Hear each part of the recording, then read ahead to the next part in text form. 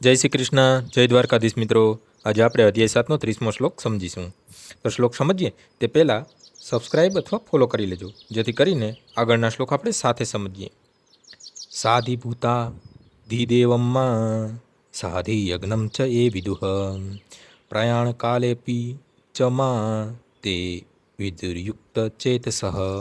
જે મનુષ્યો મને પરમેશ્વરને મારી પૂર્ણ ચેતનામાં રહીને મને જગતનો, દેવોનો તથા યજ્ઞની સર્વ પદ્ધતિઓનો નિયામક જાણે છે, તેઓ પોતાના મૃત્યુ સમયે પણ મને ભગવાન તરીકે જાણી તથા સમજી શકે છે।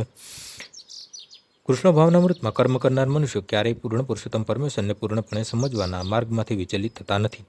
કૃષ્ણ ભાવનામૃતમાં દિવ્ય સાનિધ્યમાં મનુષ્ય સમજી શકે છે કે ભગવાન કેવી રીતે ભૌતિક જગત તથા દેવોના પણ નિયામક છે। આવા દિવ્ય સંઘથી ધીરે ધીરે મનુષ્યનો પૂર્ણ પુરુષોત્તમ પરમેશ્વરમાં વિશ્વાસ વધે છે અને અંતકાળે આવો કૃષ્ણ ભાવનાયુક્ત મનુષ્ય કૃષ્ણનું કદાપી વિસ્મરણ કરી શકતો નથી। આમ તે સ્વાભાવિક રીતે પરમેશ્વરના ગોલોક વૃંદાવન એવા ધામમાં ઉન્નત થાય છે। આ 7મો અધ્યાય ખાસ કરીને મનુષ્ય કેવી રીતે કૃષ્ણ ભાવનાપરાયણ થઈ શકે તે દર્શાવે છે। કૃષ્ણ ભાવનાપરાયણ મનુષ્યોના સંઘથી કૃષ્ણ ચેતનાનો શુભારંભ થાય છે।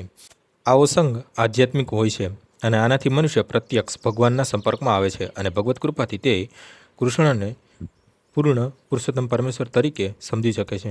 તે સાથે તે જીવાત્માની બંધારણીય સ્થિતિને પણ વાસ્તવિક રીતે સમજી શકે છે અને જીવ સાથે કૃષ્ણનું સર્વથા વિસ્મરણ કરી દુન્યવી કાર્યોમાં લપેટાય છે।